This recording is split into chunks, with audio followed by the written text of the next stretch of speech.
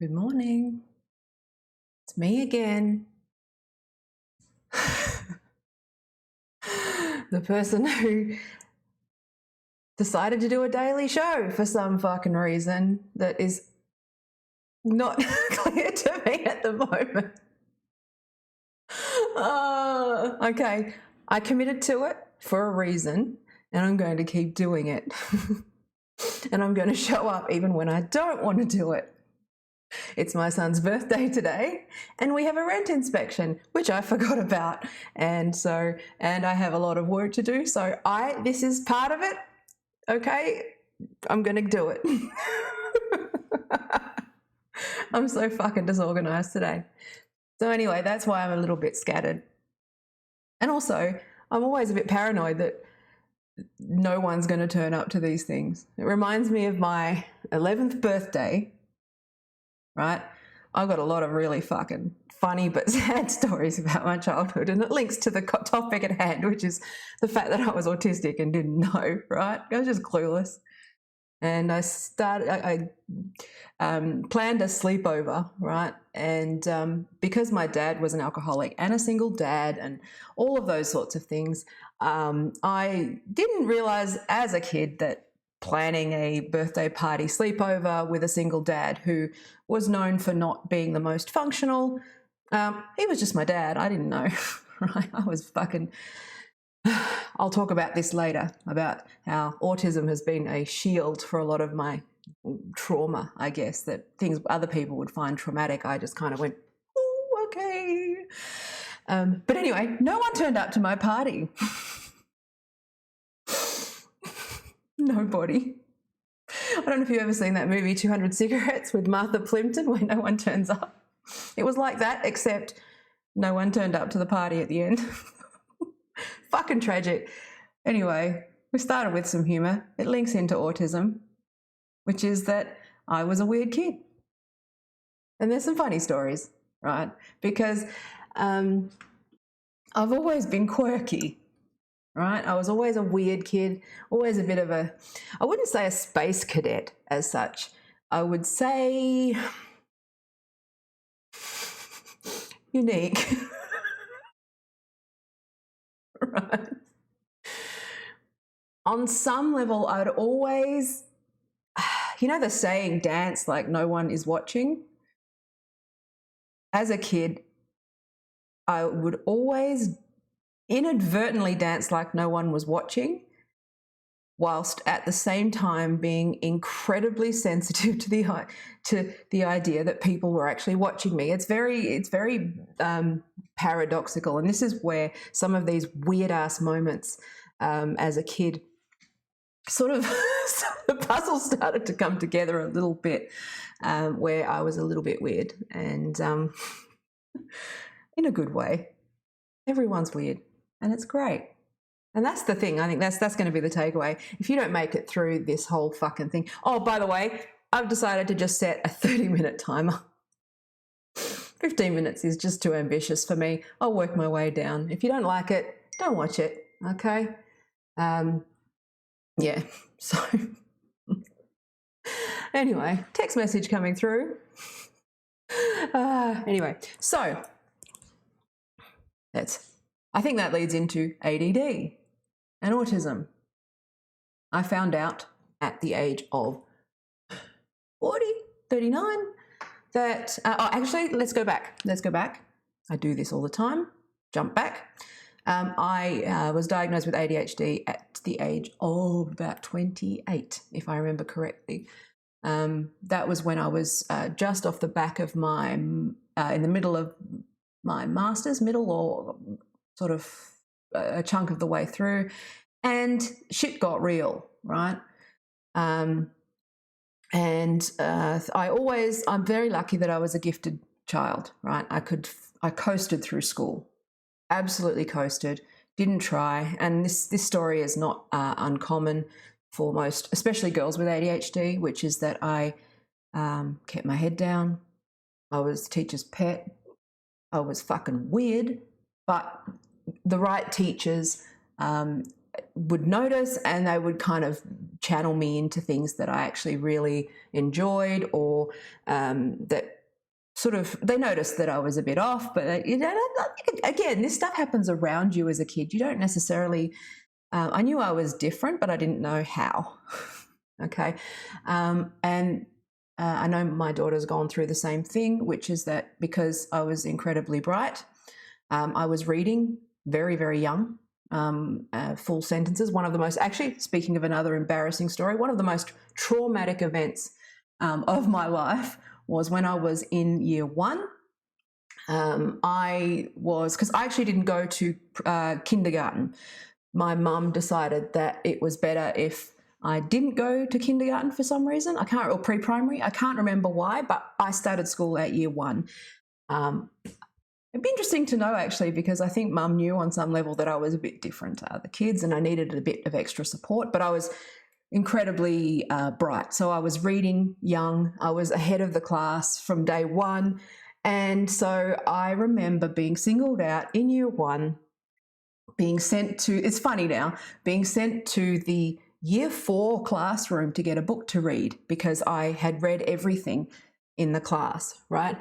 And I had to go and knock on the door of what was the big kids, which is ridiculous now because they're fucking little kids. But that was terrifying to me, right? Little Taya, who had just started, she hadn't been to school very long because I started in pre-primary. And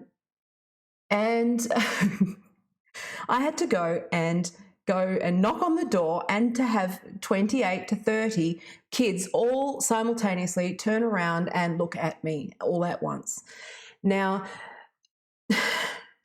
that burned me a little bit because I think I realized early on that I was different, right? And I felt singled out. And I know that my teacher, she was Mrs. Cook. She was the greatest. She supported me and encouraged me. And I've had teachers that would make me just write the work out again. Mr. Harris, you're a fuckwit, right? He didn't like me, and because he couldn't be asked teaching, he would just sit there and say, well, write it out again. It's like, well, that wasn't very good. But throughout my schooling, I have had teachers like Mrs. Cook that would push me and encourage me and support me, okay? But I also felt singled out, right, socially. There was always something off. I have always struggled to make friends. Well, actually, no, I've never struggled to make friends. I struggle to keep friends. And most of the friendships that I've got now are people who are very much like me, who can be best friends, first of all, across the world, or we spend, once every 6 months we catch up. And it's good, it works, we love each other. We don't need all of that contact, but it just works, right? And they're just people that have stuck around. But most people who need more from me in terms of that kind of social effort generally don't stick around, all right? And again, I just do this thing where I get fucking obsessive, too intense with a friendship, and then I back off, and then it just fucking fizzles out. That's been my friendship cycle. Or I inevitably say something or do something that is inappropriate, or it's just been a struggle for me. Anyway, so I've always, I know I say this every time, and I need to stop saying it. I've wandered off, but it was a good story. Anyway, it provides context, which is that I was a weird kid, but I coasted because I was bright. And because I'm a girl. And that's one thing I want to talk about, which is that most people, when you think of an autistic person, you think of someone who looks a certain way. And that's not the case, okay? Now, the thing that I'm struggling with at the moment is, do I talk about this? Because I don't look autistic enough, which I know sounds stupid, okay?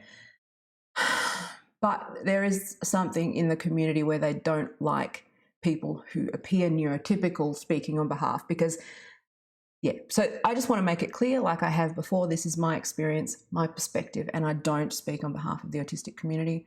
Most people struggle a whole lot more than I do, and all this has done is provide answers for me where there were none growing up. So I'm very lucky that I was born gifted, right? Not all autistics are, okay? Not all autistics like being called autistics. But that's my choice of language, and that's what yeah. So I don't speak for anybody but myself. I don't even speak for Paul, okay? So it's actually very interesting because I managed to coast through school, coast through undergrad. Undergrad becomes somewhat of a formula. You just fucking beginning, middle, end, argument, topic, sentence. It's very mechanical, okay? So, but then once you start to go into postgrad, and you have to actually read the textbooks, and you have to actually, commit to time and be methodical and have all of your function going. It's your executive function, sorry. It's the irony of that. Fuck, that brain fucking fart. What do I mean? Executive function. Ow. I hit my elbow. Oh, it's just something that won't go wrong. Anyway, this is why you watch, for the blooper reel. Anyway, you come for the waffling, you stay for the fucking... Anyway, okay. So talking about that, so I hit masters, and I started to get older, and also I just became more aware. I think I've got ADHD. I can't remember what it was. I suffered with depression. My kids, obviously, as life gets more complicated, it gets harder to cope with day-to-day life, right? So as difficult as my life was, I was good at coping, because I had one of the things about moving out of home young and, sort of raising myself to an extent, is that I was thrown into the fire and I had to build up strategies to function, right? And I kept my life simple and always have, okay? Now, when I have control over my environment, I'm good, right? When I don't, I lose my shit. And that's what happened. I had a baby, and then I had another baby, and then I did postgrad. And shit got complicated. Then I started to run a business, right? And shit got complicated. And that's when I started to realize that I was just not coping. And so I was, one thing I do is I'm very lucky that I read everything. I don't self-diagnose, but I'm pretty, again, being bright, I can read and research and stuff. So I go to the doctor and we talk about it, and then I subsequently got diagnosed, okay? Now,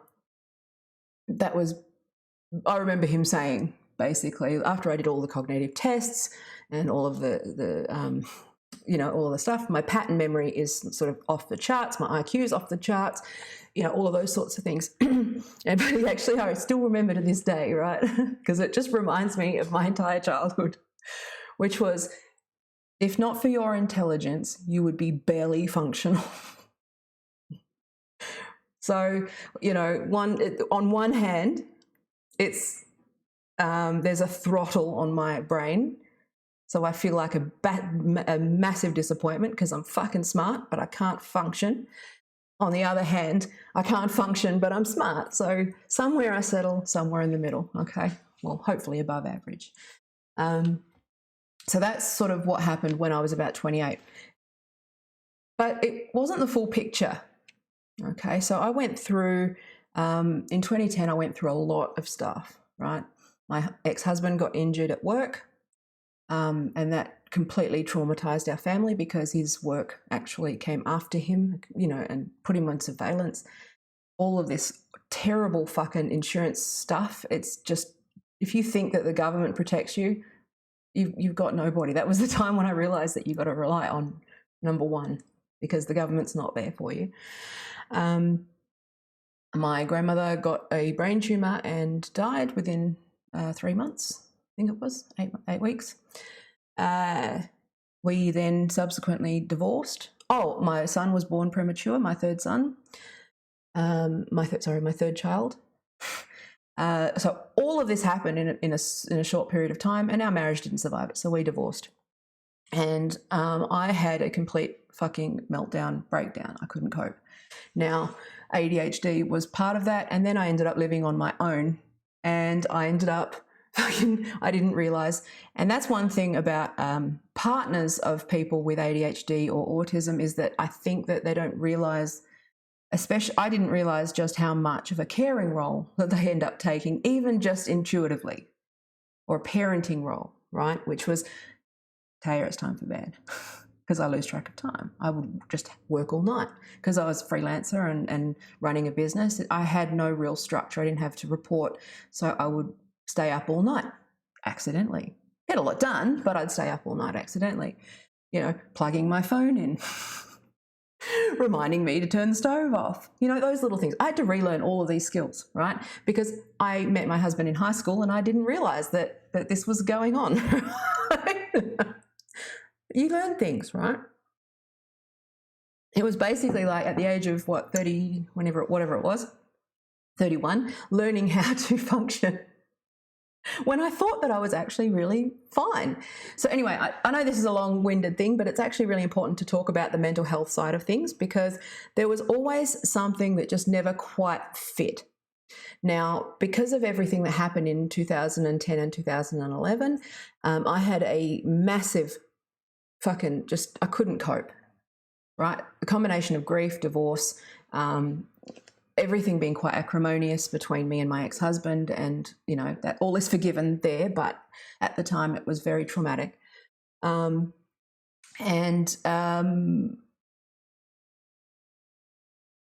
I had basically, skipping ahead, right? I got diagnosed with bipolar 2, right? And not bipolar, never was. Again, didn't quite fit, but I was in a position where I was just so defeated, and I was just like, okay then. So I spent, 3 or 4 or 5 years on Seroquel. They don't call it cerebral palsy for nothing. Okay. I still managed to function, but I was just like pouring a bucket of water on yourself. It's you're just walking around wet all day. That's really how it feels. So, but it never quite added up, because even on Seroquel, even on all of these medications, because when you're on Seroquel and dexamphetamine, you're constantly fucking balancing between the two, right? You're trying to keep yourself awake, but also go to sleep, but keep yourself awake, but also go to sleep. And eventually you just end up just like a zombie.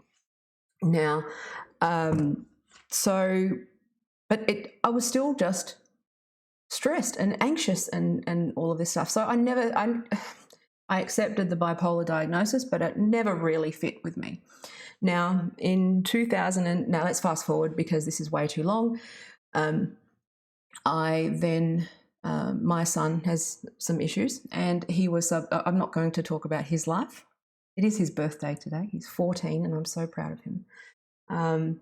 He's wonderful. But he is struggling with school, and he's had a diagnosis of autism, and he's homeschooled. So for now, not by choice, by necessity, unfortunately. That's a whole other fucking thing. So, but through his process, I started to get more understanding about autism and the fact that it was genetic, first of all, and also just what the overlaps were.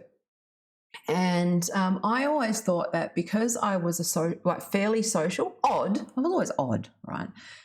But I don't struggle so much with reading a room or social stuff. I can do it if I'm forced, right?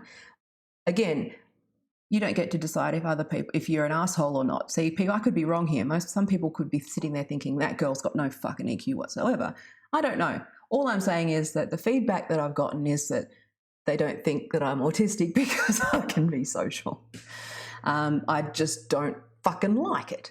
But again, I started to read more and learn that girls mask, that girls are socialized to work,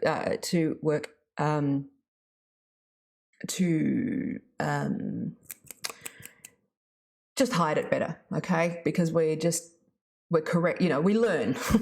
whether it's innate or not, we still are taught and learn to interact in a certain way. And that's why I never got along very well with women, because I never really understood the sort of complexities of girlness. And I know that that's a gendered stereotype. I'm just saying, generally speaking, right? So yeah, so that's where I was like, oh, okay. And then I got went through that process, and it turns out that I not only have ADHD, but I have comorbid autism. It's comorbid with autism, right? And then Paul took the test. Turns out it's like he is as well. He hasn't gone through because it's a really expensive process. He hasn't gone through it yet, but he is. If I am, he is, right? So it's pretty funny because we're just a bunch of fucking weirdos in this house.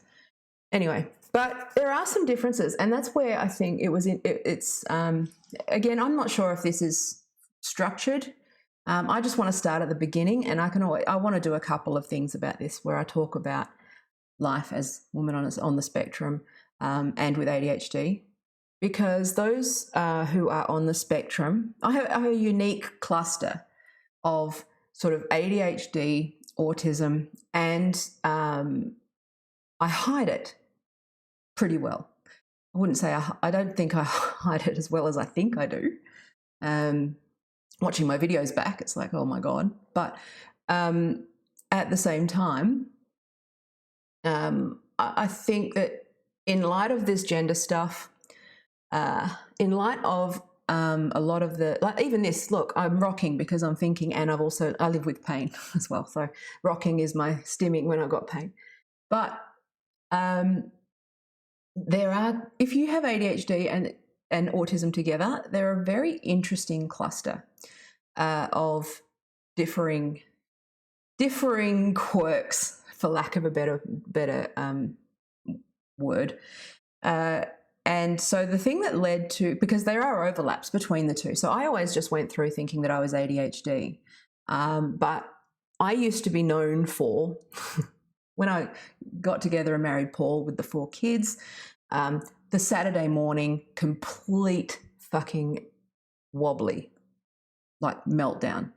I would flip out because the house was messy. I would flip out because of this. I'd flip out over this. And every Saturday, they got to a point where every Saturday was becoming quite unpleasant. And I'm a cobra. So if I'm sitting there, I'm like a scorpion, cobra, whatever you want. I'm a spitter, right? So if I'm in a shitty mood, everyone suffers. And that was never fully explained by ADHD, never fully explained by bipolar. And even every doctor I've seen since has said, there is no way in hell you're bipolar, right? They say all that all the time. Anyway. But the difference between ADHD and autism is, first of all, there's a number of different things. And I don't know whether people want me to keep going. I don't even know if anyone's watching, if I'm honest with you. But this is the grind. Which is that, first of all, repetitive behaviours. So there is an element of repetitive behaviour with ADHD, but a lot of that is because of the chaos. So it's more of a coping strategy, whereas with autism, those repetitive behaviours really kick in, right? Now, it was funny because I watched, what's the show, Atypical on Netflix, and that was the thing that kind of made me just go, all right, something's going on here, because I always had people skills. If anything, I'm really good and really tuned into people, right? I can tell when someone's feeling like really bad. I'm good at reading a room for the most part. One-on-one's a little bit different, but in terms of dynamics, I'm just like that. And so that was where I just ruled out autism. I just went, there's no way. Because I can understand people. Turns out that's a misconception, right? It's not an out-in thing, it's an in-out thing. if I can explain that, right? No one's asking me anything, and I don't know if the chat's working or anything, so whatever. Okay. But I don't think it's working because I'm a fuckwit, and I scheduled the event on YouTube for Eastern Standard Time, so it meant I was late, which means that it's probably not an active stream. I don't know what the fuck's going on, okay? It's always something that goes wrong.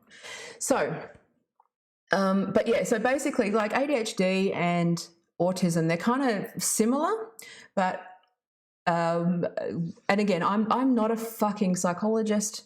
I've done a bit of psych, but I'm not in any way qualified to be talking about this. This is just my journey and what I went through in terms of understanding myself better and healing and feeling. I feel so much better about myself since now I understand why I'm an asshole sometimes and why people respond to me in a certain way sometimes. And, you know, yeah, so it's worth exploring if you need to. Okay. So repetitive behaviors are a big thing. Okay. Fixations, repetitive behaviors. Now, getting upset by changes in routine. Now, again, that could be an ADHD thing because some of these things are coping mechanisms for the chaos of ADHD, right?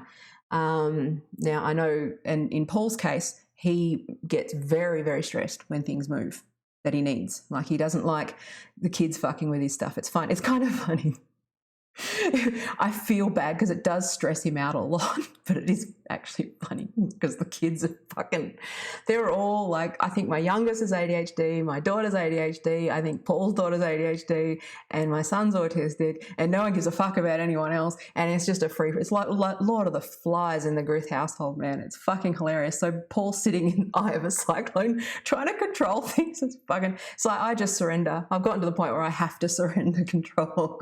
Like, so it's quite funny. But again, it manifests differently. So we've both got those comorbid, probably ADHD, autism, but it's like a percentage slider. So I'm very much more in the chaos ADHD thing with sort of autistic traits. He's more in the autism with ADHD traits, right? So that's kind of where that overlap is. So it's quite funny because our autisms clash. It's fucking, and if you ever tried making dinner for my family, holy fuck. Because I have no stomach. Oops, sorry. I have no stomach. Paul eats whatever. Stepdaughter eats whatever. But my son will eat nothing but fucking pasta and chicken. My youngest is okay. Everyone's fussy. It's just a fucking nightmare.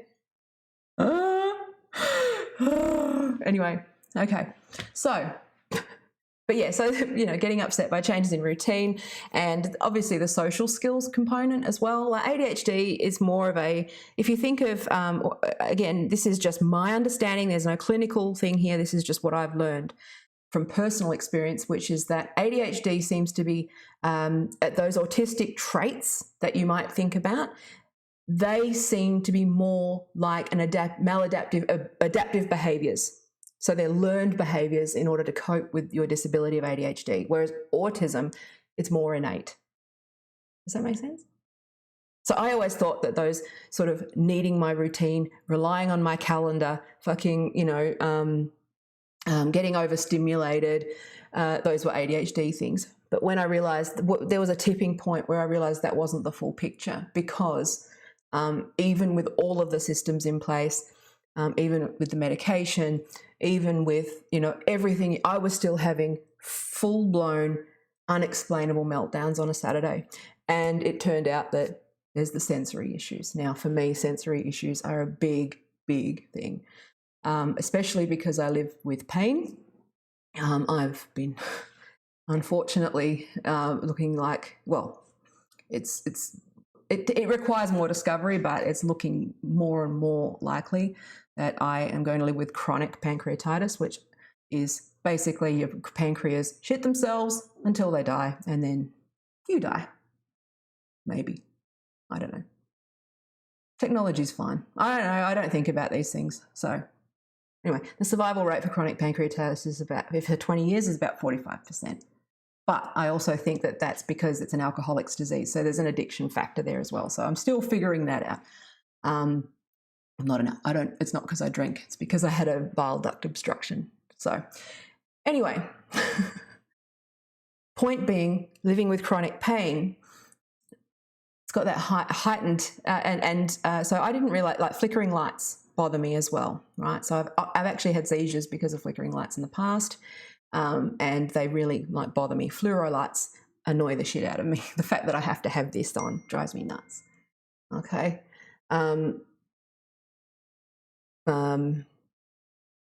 Sorry, fucking text came through. Hang on, I have to reply to this. One sec.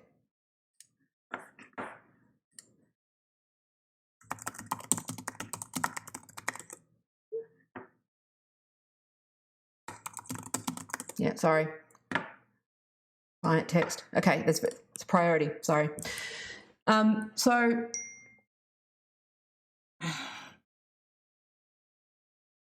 Okay, so yeah, so a big part of that is sorry, fucking got thrown. What was I talking about? Okay, I keep saying I'm going to edit this, but I never edit. So, well, this is practice. Part of doing live streams and stuff is being able to, exercise my ability to deal with interruptions and things going wrong.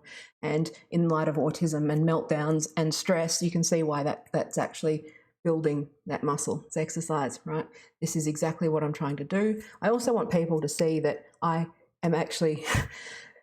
I get better every time, and eventually a year from now, when I can just talk live with nothing going wrong and looking professional, I want people to go back and see this is the journey that someone that can make, even when they're limited with autism and when they're shy and when they're anxious. So it was good that interruption happened, because that was the point. That was sort of a good point to make.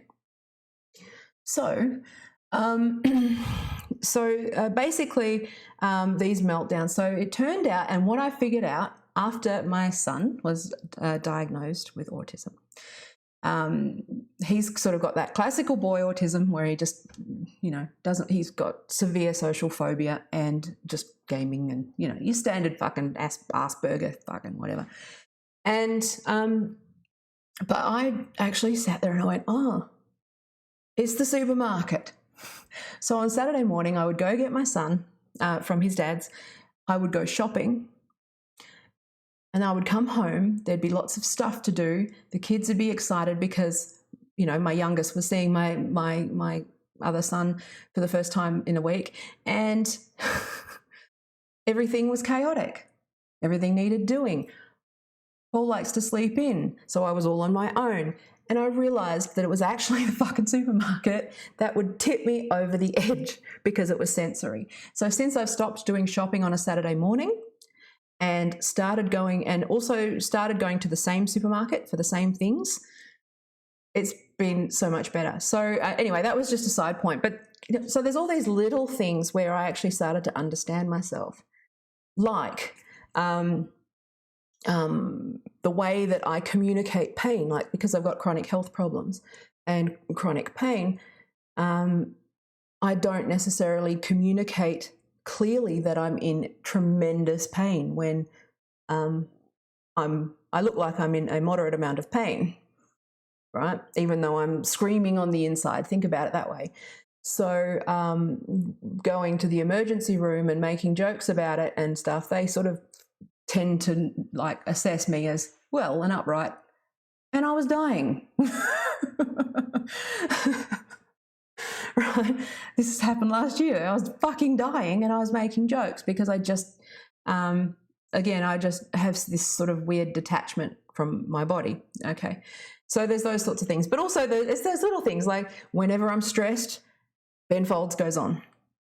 And it's repetitive, and I listen to the same albums over and over and over again, and I didn't realise, okay? Oh, that's right, I was talking about Atypical. So we were watching that show, and I sat there and I went,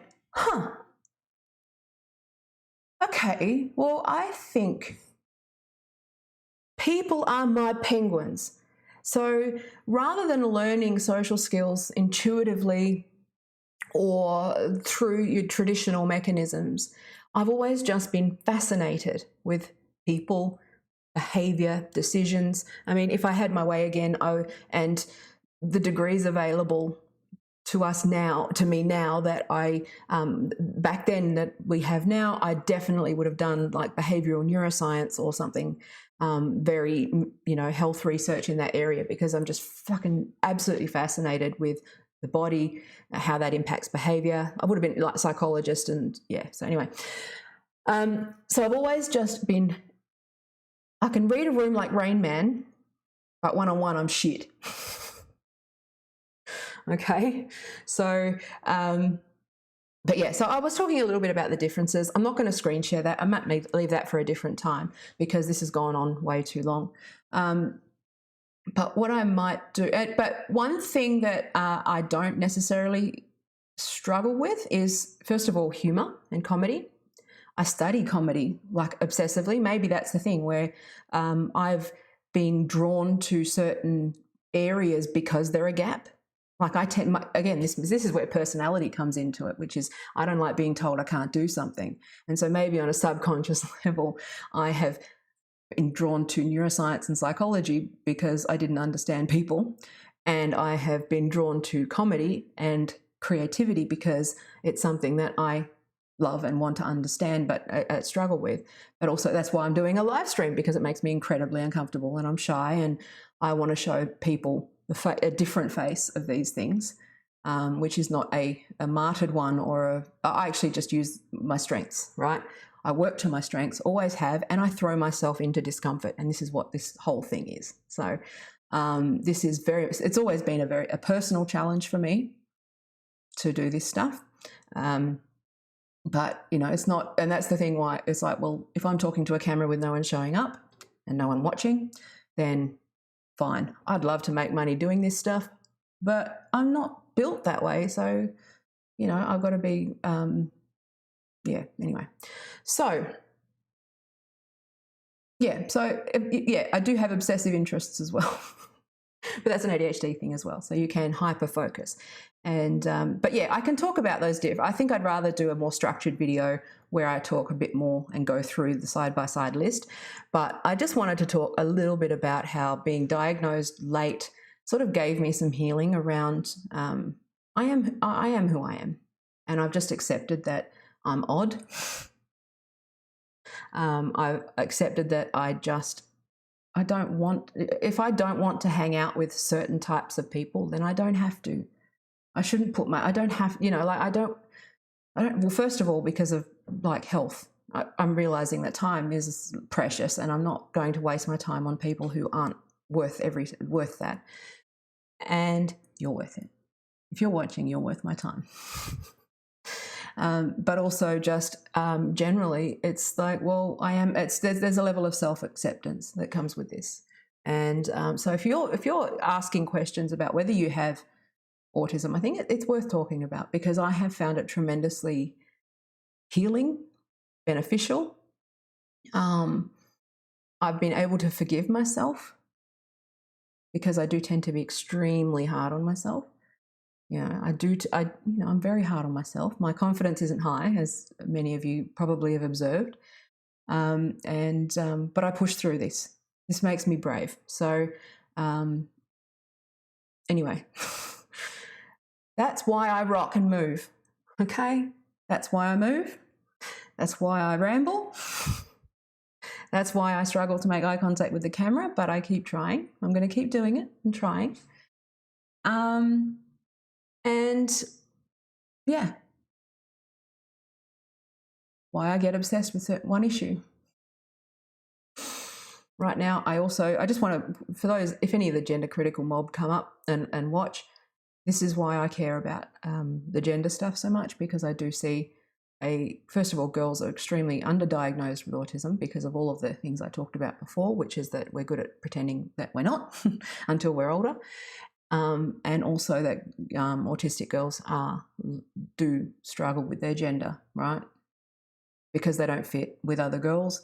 And a big part of this gender movement at the moment is convincing girls who aren't very savvy in the fucking, what the fuck? Anyway, since when did not wearing makeup and not understanding fucking bullshit girl stuff make you a boy? Like, fucking hell. It's so regressive. You have no idea. But anyway, let's not whatever. But autistics are a very vulnerable population when it comes to this stuff and sense of self and self-identity. And a lot of this stuff requires people who understand that issue, especially people who are neurotypical passing, to use an intersectional word, we get left out. Okay. And so maybe at some point I can talk about gender specifically, but I do want to talk more about autism. I don't know if people are interested in this. I don't know if anyone even cares. I literally lost 2 followers when I fucking put out a video yesterday. And I lose I don't lose YouTube subscribers, but I do lose Twitter followers every time I promote a video. I think it's mostly because people are just being banned and fucking Twitter's being stupid. But at the same time, it's hard not to take that shit personally, because I did a test stream yesterday trying to fix the chat. And fucking 100 people watched it because my sound wasn't turned on. It's like people want to watch me click and code, but they don't necessarily want to hear me speak, which is funny. So anyway, I'm going to go. I don't know if that was of value. This was very rambly and I was not feeling it today, but I wouldn't, if you ask me questions about this stuff, I'm happy to answer it. Have a good day. If you want to support me, you know what to do. Go to my website, tayasmith.com.au. Yeah, peace. I love you. Thank you for your precious life seconds. Yada, yada, yada, yada. I had to do the Dave Chappelle thing. Love you. Bye.